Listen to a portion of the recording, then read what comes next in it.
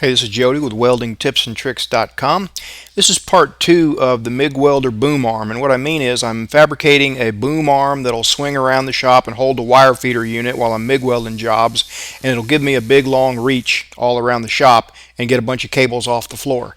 I visited several shops several weeks ago that had similar feeder units installed in them for production and let the guys work all over the place, up and down handrails and things like that. And I thought it'd be a really good addition to my shop. And plus, I'm kind of giving the guy a hand who's developing this product. So I want to put one in my shop and see how it works, kind of test it out. So part 1, fabricated the actual boom arm assembly, and so this is part 2, and we're gonna work on the post. This thing can be mounted on a column or a wall or anything like that, but I'm going to mount it on a post that fastens to the floor with anchor bolts and also is secured at the top. And it's got a hinge in the middle of it, along with being bolted in the back with a little makeshift angle iron flange. But this is just a kind of a prototype here, and we're going to work through some problems and see how it works out and probably make all kinds of changes to it as we go along. So basically it's a piece of 4-inch, 1/8-inch wall tubing welded to, or tack welded to, a 1/4-inch plate for the base plate, and it's tack welded with stick, and so are the hinges and the little plate there, and it's probably done with a 6013. Just look by the looks of it. It's got a lot of little slag inclusions and whatnot in it. So first thing I'm going to do is check for squareness. It looks like I'm pretty good there. I checked it all the way around. And what I'm going to do is I'm just going to weld this with stick, because I don't like welding over stick tacks with MIG. You get going good and then you hit a little pocket of slag, and next thing you know you got a big pocket of porosity that you have to grind out. So I'm using a 7018 AC. It's made by Lincoln, and it's a special 7018 made to be run on a buzz box. And they actually run pretty good. I'm kind of on the high side of the amperage here, and I wanted to burn it in pretty good. Not too hot, but by the time I'm down to about 2-inch stub, it is glowing red. So I want to burn it in good, but if you run rods too hot, they get a lot of spatter, and you see I've got quite a lot of BBs going here. So I'm on the high end of the range, even though it really doesn't look like it in the video. They run pretty good. I don't think they run as quite as smoothly as like an Excalibur 7018 on DC electrode positive, but hey, they do run pretty sweet. I'm giving you lots of different views here. You know, when you're stick welding, when you're learning, the instructor tells you watch the puddle, and then later on you kind of get to where you're kind of watching where you're going just about as much as you are watching the puddle, and sometimes you even quit watching the puddle after years of it. So I'm welding, kind of backstepping this thing. I'm basically tying into each start so that I don't have a whole lot of cold starts. That lets you, by the time you get to where you started the previous bead, it lets you kind of burn into it pretty well.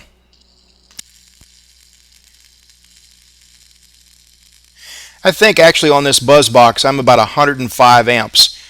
And I'm not really sure, because the dial thingy is getting kind of spongy, and I've got to take it apart and mess with it, because I'm not sure what amperage I'm on these days. But didn't have time to do that before this video. I will very soon, though, because I've been using it for some TIG welding lately, and I need to know what amperage I'm on. But it did a decent job with those 3/32 rods. And now for the hinge thing here, the little makeshift flange and the hinge. As I said, they were tacked on with probably 6013, and I had to get a grinder out and kind of knock them down a little bit, because they were kind of lumpy and some slag in there. So what I'm going to do is use a 6011 rod for that, because for one thing I wanted to be able to weld downhill on those hinges. They're only an 1/8 inch thick, and it's not going to take much. Plus I want to be able to burn out any slag that's in those tacks and be able to weld downhill mainly.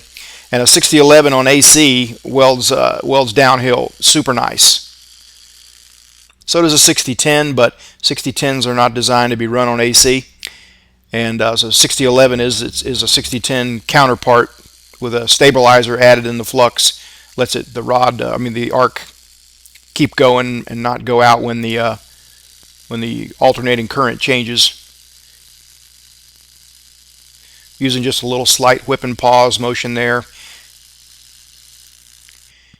You see that tack right there? That's typical of a 6013 tack weld if you're not careful. If you're not careful, you'll get all kind of little slag inclusions and stuff in there. So that's why I kind of knocked them down with a grinder. And again, while I'm using a 6011. I just don't like 6013s. If that's all I got, I will use them. And I know people use them effectively and really like them, but for some reason I've just kind of got a distaste for them.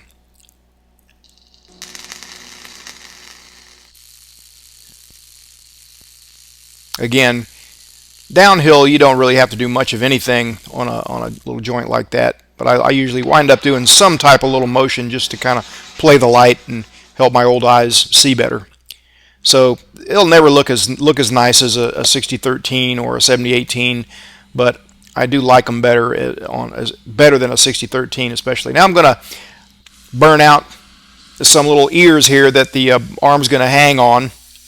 I've got to put a radius on them because the way it I had some pieces drilled for me as a favor, friend, and I don't want to re-drill anything, and so I'm just kind of having to cut around the holes and make something work.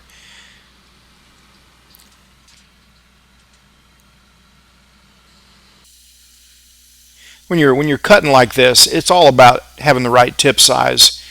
If you got the wrong tip size, it's hard to make a decent looking cut. And this is only close. It's close to being the right tip size. But if you have got the right tip size and the settings right from the manufacturer, it helps a lot making a good looking cut. Again, I'm piecing some things together. I initially thought I would put the rod down through the middle of that tubing, the rod that's going to pivot on, and I thought that's not a good idea because then all the weight will be on one of the plates of those plates I just cut. So I'm gonna put these pieces outside instead of running the rod, and so I capped the tubing just to stiffen things up because that tubing will give if I just had it open on the end and be a little bit spongy. So make and do out of some little odds and ends in the shop. It's gonna be 10 feet up in the air, and it will be super functional anyway. I'm making things up as I go along here practically. I don't have a drawing. I'm just trying to, figure out what might work and do the best I can with the materials that are laying around.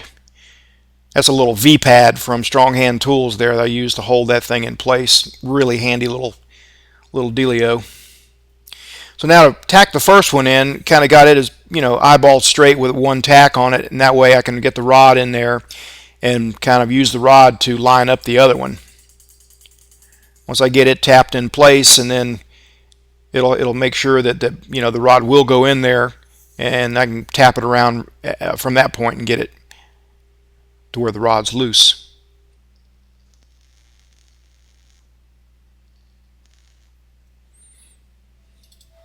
So with a little massaging and a little tapping around, the rod's kind of loose, and then I'll know I can go ahead and put some weld on the outside of it without being in too much trouble. So that's what I'm doing here, making that little downhill weld. I'm just kind of stepping and pausing there, try to put some ripples in there. And here just a little side by side just to show the different techniques you could use.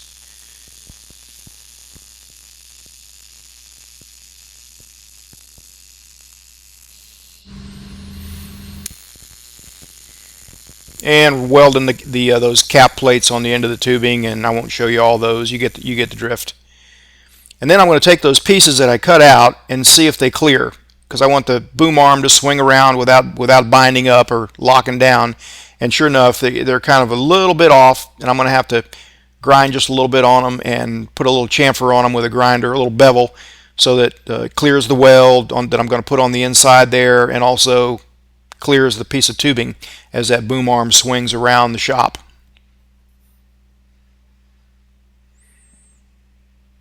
But it looks like I'll be able to do that, so I'm going to go ahead and sew these up, knowing that if they draw inward where the pin doesn't fit anymore, I can easily tap them with a hammer and get them where it does.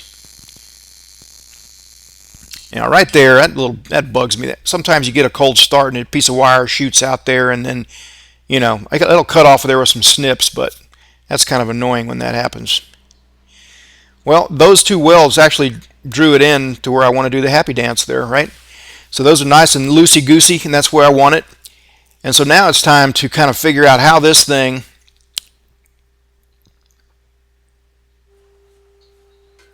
is going to go together onto the post. I went ahead and welded that washer, a couple of washers on the end of the pin there so that it'll come in and out easily. And then I opened that hole up a little bit with a little abrasive cartridge because it seemed like it got tight. I think it actually shrunk a little bit from the heat of the welding, the hole. So not too bad though, because now it goes together again and everything fits. And so now I just need to get some spacer plates and hold that the boom arm part up, the small square tubing up, and get everything where it needs to go. And I'm tacking a stiffener in that end of the open tubing, the 4-inch tubing there. I'm going to weld that in there too so that it'll be nice and stiff and won't give with all the weight on it.